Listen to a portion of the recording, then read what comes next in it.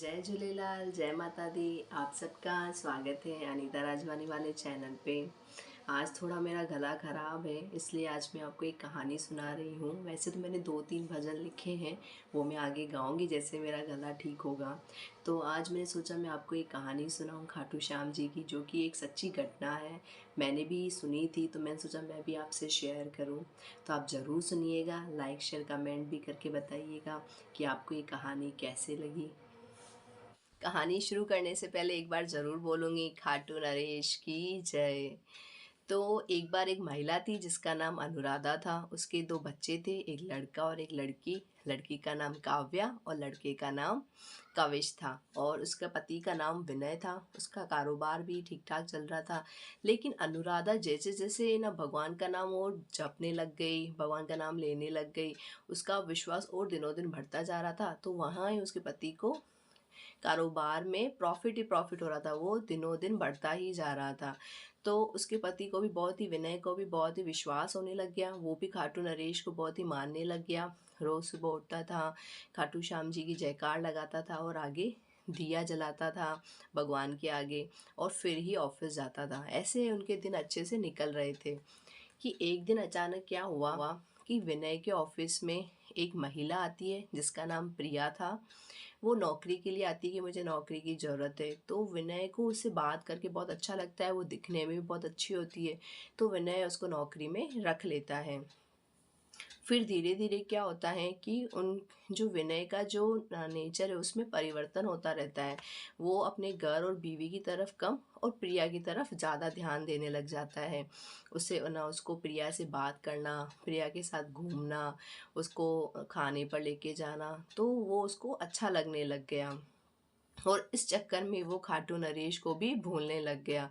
ना ही वो भगवान का नाम जपता था और ना ही उनके आगे दिया जलाता था।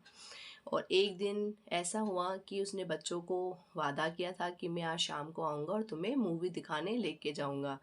तो उस दिन शाम को वो प्रिया को लेके चला गया घूमने, बच्चों को ले जाना भूल गया। तो उसकी बीवी अनुराधा ने बोला कि आप आज आए नहीं शाम को जल्दी, बच्चे आपका इंतज़ार करते करते सो गए। तो विनय को बहुत जल्दी गुस्सा आ गया। वो बोले कि मैं दिन भर बस आपके घर के काम ही करता रहूं, ऑफिस का काम नहीं देखूं। एक दिन अगर मैं नहीं भी आया तो क्या हो गया।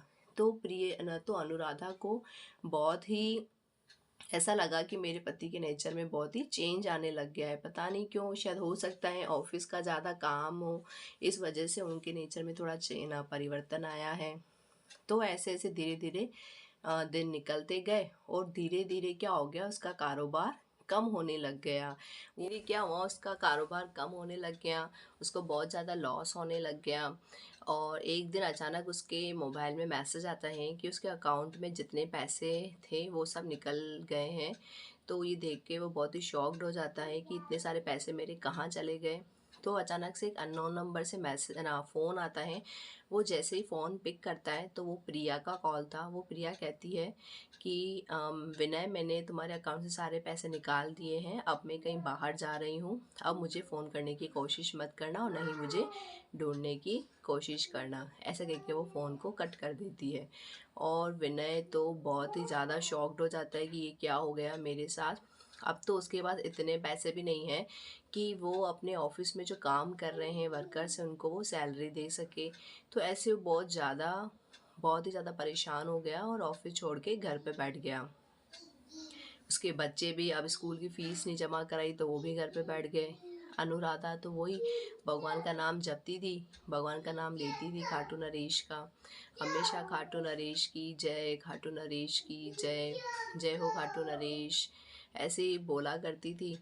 तो एक दिन बाद में विनय को बहुत ज़्यादा पछतावा होता है। वो अनुराधा से कहता है कि मैंने तुम्हारे साथ बहुत ही गलत किया है, मैंने उसके ऊपर, प्रिया के ऊपर ज़्यादा ट्रस्ट कर लिया, उसको सारी चीज़ें बता दी, इसलिए उसने मेरे साथ धोखा किया है, अब मुझे माफ़ कर दो। तो अनुराधा तो बोलती है मैं तो आपको माफ़ कर दूँगी, लेकिन खाटू नरेश पहले माफ़ करेंगे तभी मैं आपको माफ़ कर पाऊँगी।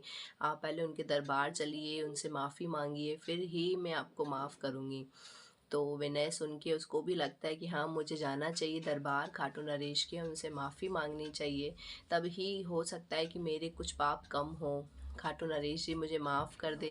विनय को भी ऐसा लगने लग गया कि हाँ, मुझे खाटू नरेश जी के दरबार जाना चाहिए, उनसे माफ़ी मांगनी चाहिए।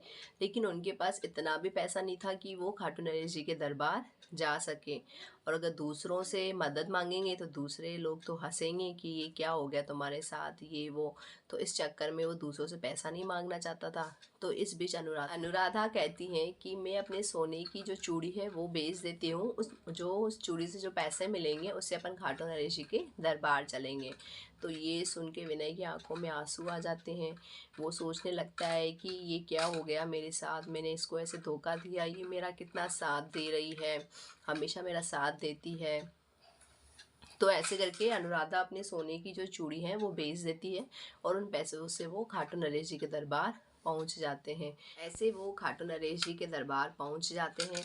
वहां पहुंचने के बाद वो जो विनय है वो बहुत चलते चलते रोते रोते खाटू नरेश की जयकार करने लगा।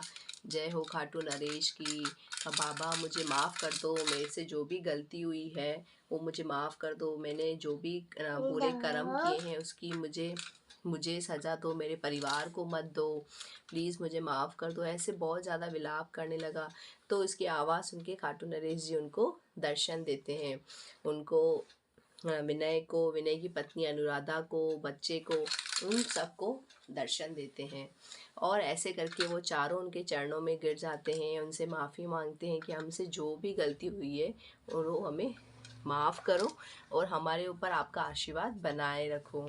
जब बाबा उन्हें दर्शन देते हैं वो बाबा को प्रणाम करके फिर अंदर मंदिर में भी जाते हैं। मंदिर में भी बाबा को प्रणाम करते हैं और उनका आशीर्वाद लेते हैं। तो वहीं पे ही जैसे ही वो बाबा को प्रणाम करते हैं तो वहीं पे ही विनय के मोबाइल में पुलिस का फ़ोन आता है। तो विनय जैसे ही कॉल पिक करता है तो पुलिस वाले बोलते हैं कि आपके अकाउंट से जो पैसे चले गए थे, प्रिया नाम की महिला ने जो निकाल दिए थे, जो भाग गई थी बाहर, हमने उसे पकड़ लिया है और आपके अकाउंट में आप आ जाइए, फिर आगे की कार्रवाई अपन शुरू करते हैं। तो ऐसा सुन के विनय बहुत ही खुश होता है और खाटू नरेश की जयकार करता है।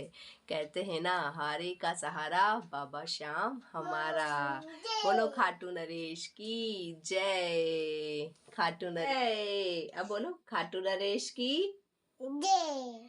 खाटू नरेश की जय। जय।